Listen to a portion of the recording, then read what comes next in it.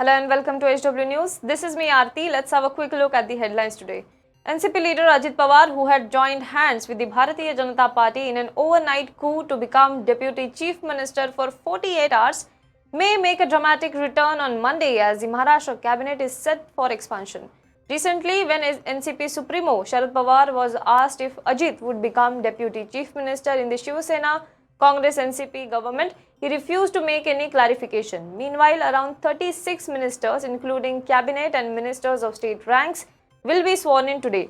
Along with Ajit Pawar, there are strong possibilities that Dilip Valse Patil, Hassan Mushrif, Jitendra Awhad, Nawab Malik, Dhananjay Munde and Aditi Tatkare will make it to the ministry from NCP camp. On the other hand, Congress has suggested names of KC Padvi, Amit Deshmukh, Satesh Patil, Vishwajit Kadam, Praniti Shinde, Yashomati Thakur, etc.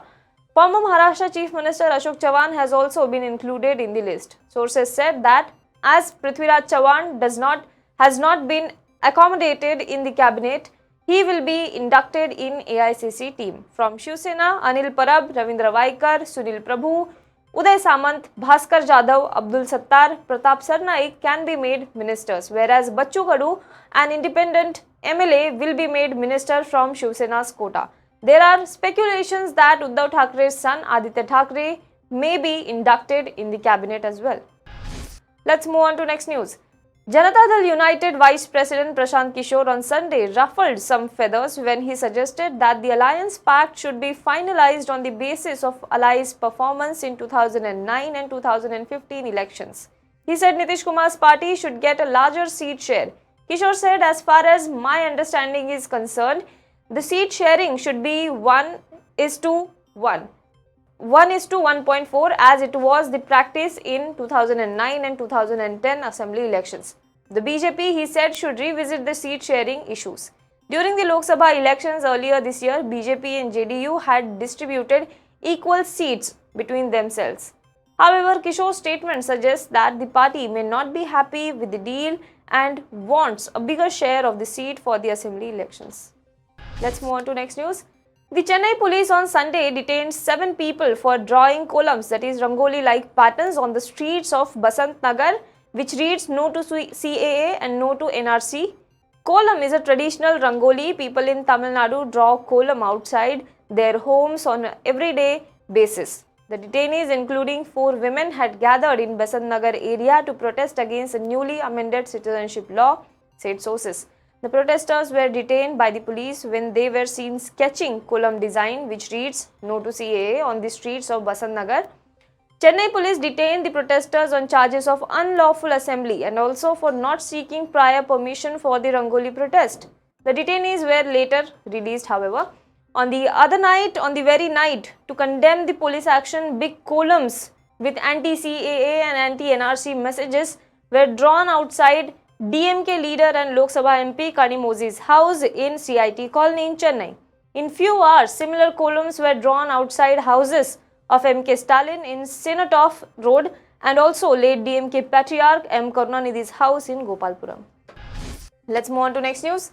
Samajwadi Party Supremo and former Uttar Pradesh Chief Minister Akhilesh Yadav on Sunday came out in open rebellion against the National Population Register and the National Register of Citizens. Addressing his youth workers in the party office, Akhilesh Yadav spoke against the Citizenship Amendment Act and proposed NPR and said that NPR is against the poor people and Muslims of the country.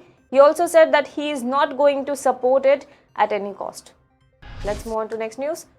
People of Indian origin on Sunday held a march at Times Square in support of the Citizenship Amendment Act, which was enacted on December 12. From the last few days, members of the Indian diaspora are holding demonstrations in various cities of the US. Demonstrators were seen holding placards which read, "We support Citizenship Amendment Act, CAA is about human rights and NRIs support CAA." Let's move on to next news. The Lucknow Traffic Police have handed over a challan of Rs 6,300 to the owner of the scooter on which Congress General Secretary in charge of Eastern Uttar Pradesh, Priyanka Gandhi Vadra, rode on Saturday. Priyanka Gandhi was on her way to meet the family of former IPS officer and social activist S.R. Darapuri, who has been jailed when she was stopped by the police on Saturday evening. She then hopped on to a scooter of a Congress worker for a short distance. The scooter has now been issued a challan because the rider and Priyanka Gandhi, who was riding the pillion, were not wearing helmets, which are mandatory under the law. Let's move on to next news. Mere hours after being sworn in, Chief Minister Hemant Soren, Jharkhand government announced its first cabinet decision late on Sunday evening. First is to drop all the cases against tribals in connection with the Patalgadi movement of 2017. In a tweet posted by its Information and Public Relations Department, the government said its Council of Ministers had opposed amendments to the Chota Nagpur Tenancy Act and the Santhal Pargana Tenancy Act, both of which protect the tribals' land rights, and had withdrawn all sedition cases filed as a result of massive protest against the state government. Let's move on to next news. Delhi and its adjoining areas today woke up to a thick blanket of fog that hit the road, rail and air traffic and led to the loss of 6 lives. 6 persons, 2 of them children, were drowned as a car ran into a canal in Greater Noida near Delhi, presumably because of the fog. That's what the officials said. At least 3 Delhi-bound planes had to be diverted and around 30 trains are running late. The temperature this morning dropped to 2.2 degrees Celsius from Sunday's 2.8 degrees Celsius according to the monitoring unit of South Delhi's Lodi Road. Last news of the day, former batsman Gautam Gambhir lashed out at the Delhi and District Cricket Association, that is DDCA, for the feast fight that broke out in the association's annual general meeting on Sunday. Gambhir, who is also a former captain of the Delhi domestic team, has criticized the DDCA on a number of occasions. Let us see the visual, what exactly happened at the AGM.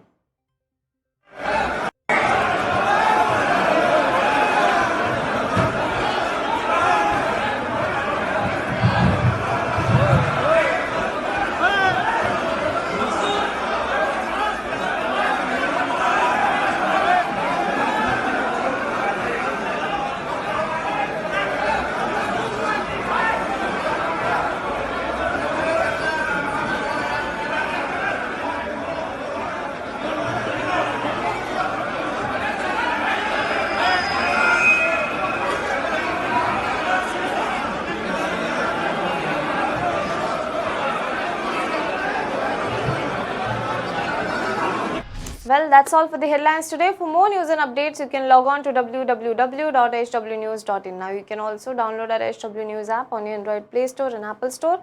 Also, do not forget to subscribe to our YouTube channel, like our Facebook page and follow us on Twitter.